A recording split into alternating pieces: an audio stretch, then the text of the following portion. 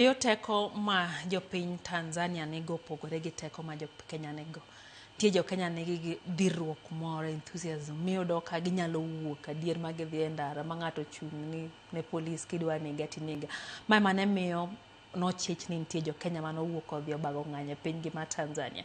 Biparo ni jodak ma Tanzania osegik lai mar wuok oko kendo dhi bago ng'anyo mar suno jatendgi mondo owuogi koso nyaka konygi gi jok moya e piny Kenya ka un kama.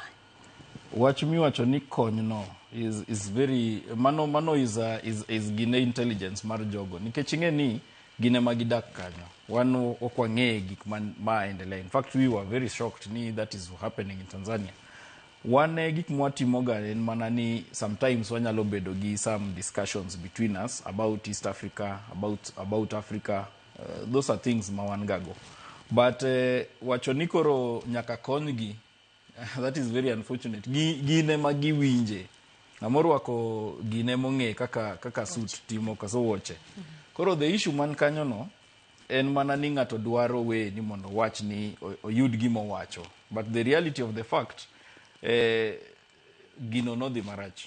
It is very unfortunate ni en gima nobody expected. We had thought ni elections bo timore as usual. In fact, CCM usually wins election. In fact, okwang'e ng'ama nong'ise ni mondo koro wayud this problem. Nikech CCM, kata kose bedo gi ticket ma CCM, most likely should have won the election. There was no fear. Koro waworo ni ng'ama nomi advice machal kamano. Koro ing'e ni this is just ni odwaro kaka o divert attention. But the reality of the fact, mano Tanzanians emotimo gigo, ka wane mwakonyogi. Wan ok nwachopo kuma ne gichope. Magi wang'o ute ya kiang'oa. That one we didn't do.